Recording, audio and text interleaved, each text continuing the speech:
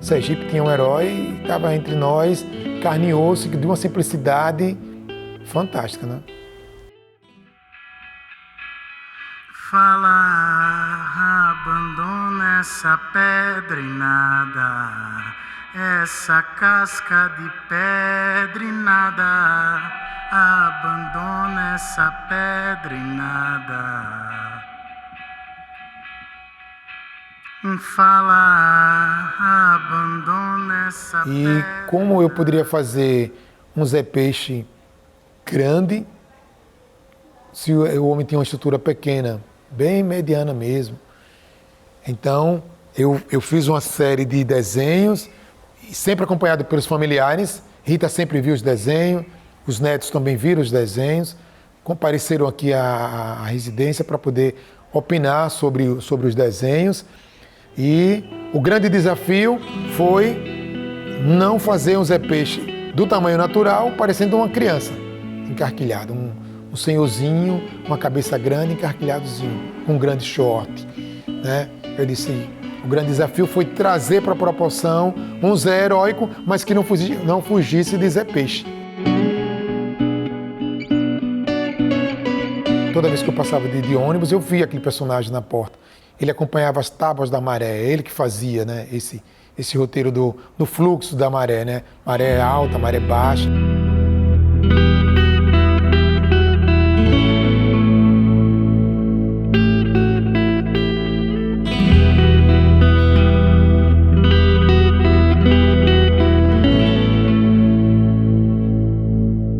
Nos anos 80 eu pintava marinhas e eu usava esse azul, né?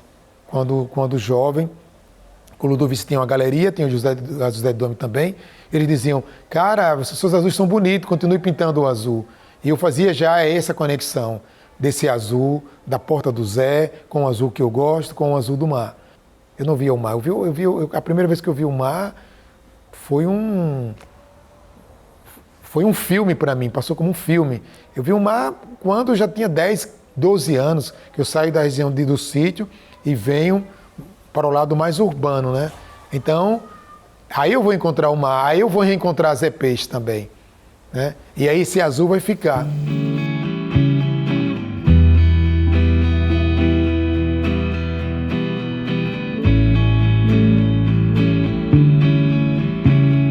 Fala, abandona essa pedra e nada, essa casca de pedra e nada.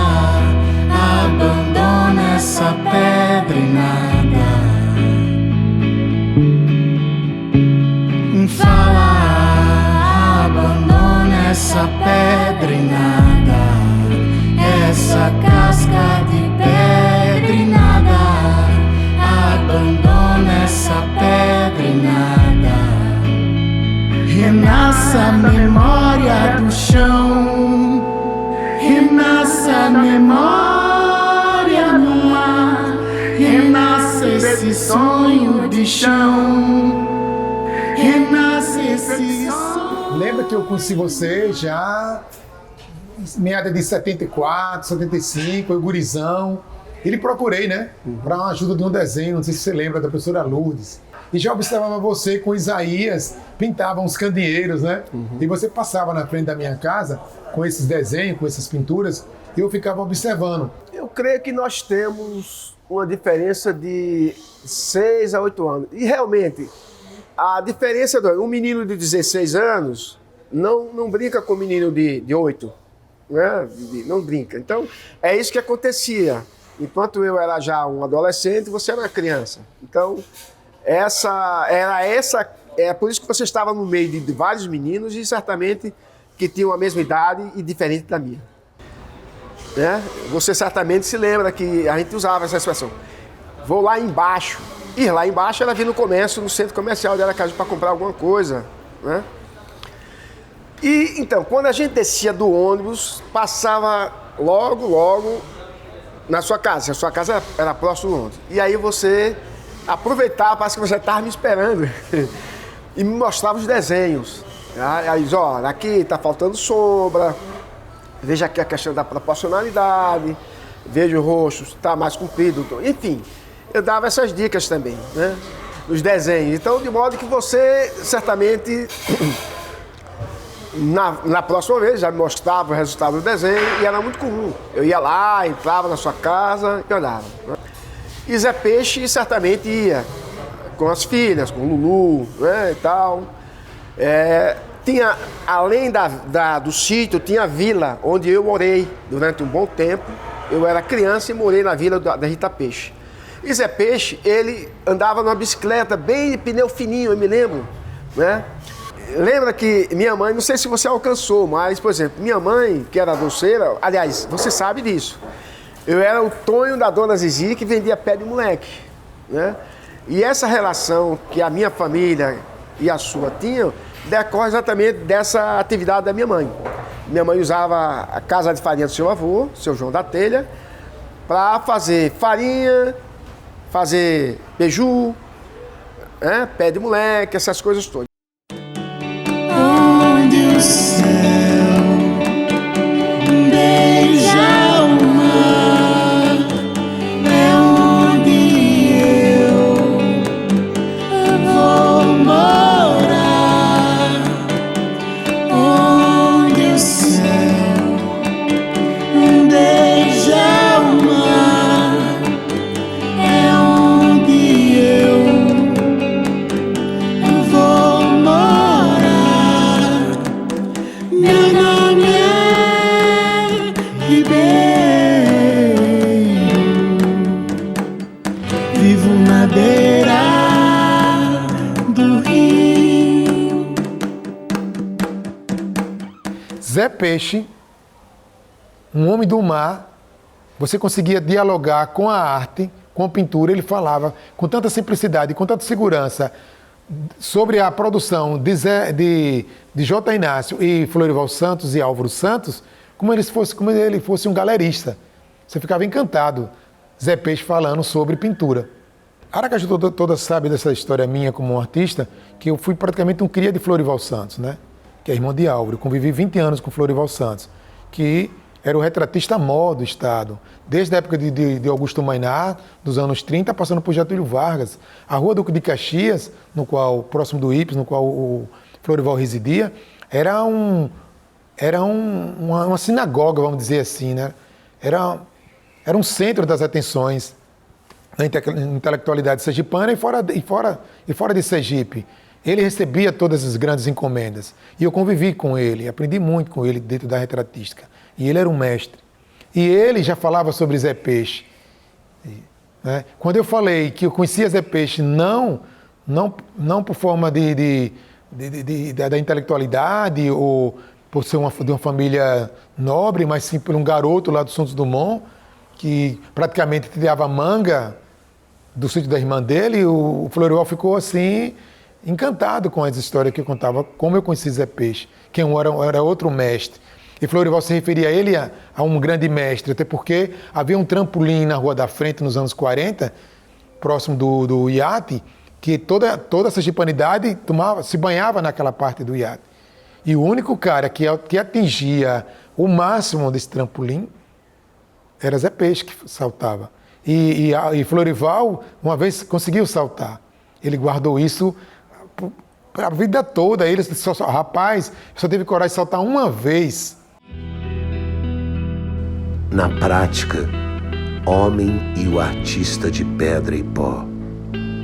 Arte e história, lembrança e memória são só os avessos da cicatriz do rio, as margens de terra que seu leito corta, a fechadura, o destampado e a porta aberta, convidando o corpo a existir na água de que é feito. Eu cheguei a tomar banho com ele lá na Praia da Costa. Ele deu uma canja para o surfista na Praia da Costa. Eu morava na Praia da Costa. E quando eu me aproximei, isso já em 89. Eu vi aquela multidão se aproximando do rio. Eu disse, não, alguma coisa tá diferente aí. Quando eu olho, cara, era Zé Peixe dando uma aula para os surfistas. Né? Muito bacana. Ele era muito caladão, falava pouco, mas o que ele falava você já entendia. Se o Zé Peixe estivesse diante da escultura que eu fiz dele, com muita naturalidade ele ia chamar a atenção do nariz, né, que ele achava engraçado, ou pediria que eu colocasse um cordão mais apertado no short dele, né? Seria perguntas simples, sem ser simplórias, de um homem inteligente, de um homem muito consciente do seu tempo e da memória. Eu pensaria dessa forma. O Zé faria essas observações. Ou então diria, eu não sou tão alto assim, né? Eu responderia a ele, mas eu quis representar o Zé Peixe heróico, né? E não o homem já curvado pelo tempo, pela idade.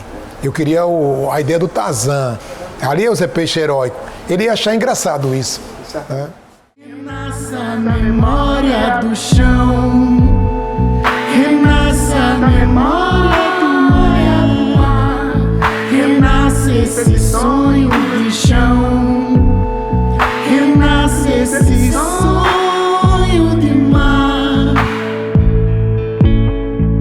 Fala, abandona essa pedra e nada, essa casca de pedra e nada. Hoje em Sergipe existem duas esculturas. De um pernambucano, que conheceu o Zé Peixe por vídeo, por fotografia, e a minha, que convivi com o Zé Peixe. Eu preferi o Zé Peixe heróico. Né? Eu não quis copiar o Zé Peixe, fazer as escamas, fazer as unhas certinhas. Eu queria guardar o Zé Peixe heróico, que atravessava a barra em três braçadas, em 3 mergulhos, quando tivesse um motor ali. Ali que era o Zé Peixe heróico. Eu não queria o Zé Peixe já encarquilhado, né? Eu queria falar do Zé Peixe vivo. Então, eu fiz o Zé Peixe, como eu gosto dele, o Zé Peixe Tarzan, né? O cara que era do mar, o senhor do mar, como eu via na infância. A importância de você ser escolhido para fazer a escultura de peixe, eu encaro como tendo sido um ícone que foi procurado para fazer uma obra sobre um outro ícone. Porque você é destaque, não adianta alguém, por mais que as pessoas possam discordar com você, não sei se há essa discordância, mas você é Elias Santos. E afinal de contas, você conheceu o Zé Peixe quando criança, né? Todas as vezes que eu posso chegar próximo dela, a depender da luz, seja no inverno, no outono, no verão, eu a vejo de forma diferente, né? Muitas das vezes bem luminosas, no qual a anatomia ressalta, a depender da intensidade da luz, às vezes sombria, num contraste muito forte. E a cada ano que passa, eu percebo que lembra mais Zé Peixe, constitui, ela se refaz. É um esboço de um salto, sem ser aquela ideia do salto caricato, né? É um esboço para um salto muito natural. Eu penso que a felicidade da lagoa, estar próximo da lagoa, a mirar o rio, eu penso que faz bem a escultura, não só a concepção artística, como a própria estrutura do cimento ali, do concreto. Sutil semelhança de opostos, versos são contrários como bebida que se toma com os olhos. A dureza do que se move mole absorve a condução do homem que o mar avista e absolve a condição do artista. É isso que a minha escultura traz. Podemos dizer assim, onde é que fica o processo criativo quando você reproduz um personagem? Onde está o processo criativo aí? O processo criativo vai junto com a habilidade, com a memória, com elementos que está dentro, que faz parte do viver desse personagem, e você traz toda essa carga de memória visual, emotiva, do despojamento técnico, da facilidade de fazer. Você coloca tudo ali, você plasma tudo ali como se fosse uma imagem fotografada instantaneamente. Então eu consegui trazer isso. O Zé Peixe, do Museu da Arte Sergipana, ele esboça um salto eterno. Ele não salta. Ele é um salto congelado. Eu queria isso, como se fosse eterno. Quem passar de buzu, quem passar carro pequeno, de caminhão, vai sempre contemplar um salto congelado, né? Não um salto que não foi dado, mas um salto que vai estar sempre acontecendo no olhar de quem se aproxima da escultura. E ele está num lugar estratégico do museu que recebe as primeiras camadas da água e as moções, que os ventos que sopram ali no beira-mar passam pela escultura de Zé Peixe. Eu gosto disso. A escultura está sempre lavada com salitro, né? Sempre, sempre. E é o que Zé Peixe gostava, até porque ele não tomava banho com água normal, ele tomava banho com água do rio. E a escultura recebe isso todos os dias. Onde o céu beija o mar, é onde eu vou morar. Onde o céu beija o mar, é onde eu vou morar. Meu nome é Ribeiro, vivo na beira do rio. Não faço arte porque alguém pediu que eu fizesse arte. Eu não faço arte por questão de modismo, porque eu posso ganhar dinheiro com isso, eu posso dar uma entrevista com isso, ou ser reconhecido na rua por isso. Eu faço arte porque a arte me escolheu. É como sobreviver de arte, né? Você sabe. É algo que a gente diz, ó, é impossível. Porque, por exemplo, quando a gente lê a biografia dos artistas, é assustador. Os artistas modernistas, principalmente. É assustadora a situação que muitos deles viveram. Morreram na miséria, Horácio Ora, né, morreu. Era comum as pessoas morrerem de tuberculose no período do romantismo, né? Morria de tuberculose, morria de doenças sentimentais por conta enfim, né? Morria de tédio, morria, enfim, de depressão, né? Quando não pendia para o alcoolismo, né? Usava as drogas. Então, é assustador a gente conhecer que muitas biografias de artistas foi assim. Então, quando você ousa viver de arte, é um grande desafio da sua vida e eu acho que você chegou lá. Eu me lembro que eu esperava o fim do ano para guardar, pedir a toda a vizinhança os calendários, que a gente chamava de folhinha, para usar o verso para desenhar, fazer desenhos maiores, né? Porque não tinha dinheiro para comprar material, né? Você pintou uma série de músicos, eu tenho inclusive uma obra sua dessa série, que eu comprei a Galeria Portinari, eu fiz um escambo lá com o Jorge. E me lembro dos vermelhos assassinos que você atribuía aos comunistas, né, mortes e tal, né? Eu gostei do fato de você ter ido aos Estados Unidos. Me parece que depois que você tinha uma visão, depois que você fez história, mudou completamente sua visão. Eu gostei disso, eu gostei da sua posição, gosto da sua posição hoje. De você como um artista consciente, altamente consciente da condição de trabalhador da arte. Eu gosto muito disso em você. Desses artistas mais antigos que eu tenho contato de infância é você. Havia uma efervescência na Galeria Álvaro Santos, né? Desde a época de Florival como um dos primeiros diretores, o Pointer era a única galeria que nós tínhamos era Álvaro Santos. E nos encontrávamos na Álvaro Santos, que era o espaço para todos, era a casa do artista.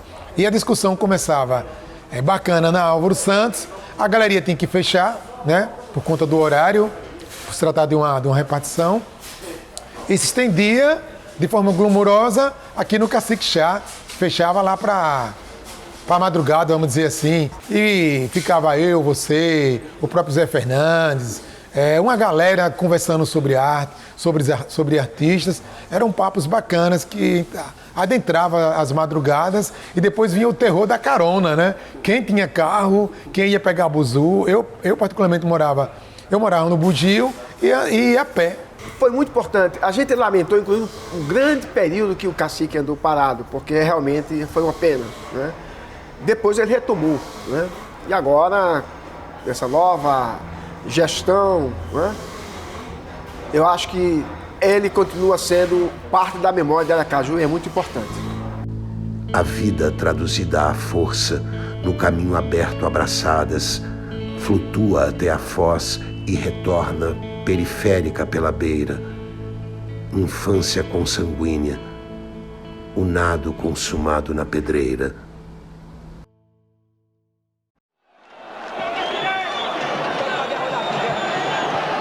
Maguila agora é quem vai para a ofensiva. Quem sabe tentando definir o combate. Aproveitando o bom momento neste combate. Todos nós ligávamos a televisão para ver Maguila ou Ayrton Senna. Nós temos uma conexão quando ele estava no auge da fama que ele vinha passar. No intervalo de lutas ele vinha, ele gostava da rua 24 horas. Então, ele levava todo mundo para almoçar lá, para jantar na 24 horas, que era o frisson, né, de Aracaju nos anos 80. O Cacique Chá, que já era uma referência grande, ia 24 horas. Então, ali era um passo. E o Maguila convidava todo mundo para a Cinelândia, para o sorvete, né? Ele pagava sorvete para a galera toda. E nós estávamos lá. Então, não só para admirá-lo, mas ouvir as histórias dele, de luta. E o sorvete, claro, que era bem-vindo. Então, essa conexão com o Maguila era muito bacana. Muito bacana. E Maguila tinha um grande apreço por Zé Peixe. Zé Peixe tinha que passar na frente do sítio da gente para chegar na casa, no sítio da irmã de Rita, que era vizinho. Eram praticamente interligados. E só havia uma pequena rua de Pissarra, que fazia essa passagem, nós chamávamos do caminho de Emaús, né? Que era uma passagem única. Maguila é primo carnal da minha mãe, né? Maguila é do meu tio Targino, que é irmão do meu avô, né? Então, é muito próximo, é bem família mesmo. Não é aquele primo lá de 4º grau, de não sei quantos graus. O Maguila é muito próximo mesmo. Eu tinha grandes razões para seguir um esporte. Até porque o Zé Peixe era o herói mais próximo que eu poderia ter ali, bem próximo a mim. E o Maguila na minha família, então, foi muito importante na minha infância essas conexões. O herói Zé Peixe e o Maguila, que estava se transformando num herói nacional, não só um elemento familiar. Depois eu venho me interessar pelo judô, pelo karatê, pelo aikido e pelo jiu-jitsu. Essas duas conexões, esse mix aí, foi muito bacana. Eu consegui dialogar, consegui separar bem essa coisa de agora estou desenhando, estou pintando, mas 7 horas eu boto o meu kimono e vou fazer uma arte marcial. Não para espancar alguém ou fazer alguma coisa, ao contrário, buscar a autodisciplina, o autocontrole, e isso me ajudou bastante. Porque o que eu briguei em rua é uma lista imensa, né, cara? Em galerias, Álvaro Santos foi um centro assim, um palco assim de brigas heróicas assim, que eu participei, né, com artistas jovens da minha geração em disputas, que terminavam em briga, e eu percebia que a arte marcial era um diferencial ali para não ser espancado. Mas depois a consciência vem, chega, e eu disse, olha, o que eu quero fazer é artes visuais. Eu não quero fazer briga, não quero brigar. Não é a minha. A minha é artes visuais. E eu consegui conciliar isso muito bem e botar assim na balança e pesou bacana. E até hoje eu faço e passo para os meus filhos, para minhas filhas, de forma muito natural. E eu penso assim que minhas filhas não têm obrigação de serem artistas ou serem especialistas em artes marciais. Ao contrário, uma foi para veterinária, outra foi para psicologia. Tá a Maia aí chegando, ela que vai direcionar tudo isso que está aqui ou não, né? Não dá para você... Não é um baralho que você conta as cartas e bota no lugar certo, é um jogo de dama. Cada um tem seu livre-arbítrio e pode seguir o rumo que eu acho que deve seguir. Mas eu sou muito feliz em ter escolhido a arte e a arte me escolhida. E principalmente a escultura, que para mim é uma arte desafiadora.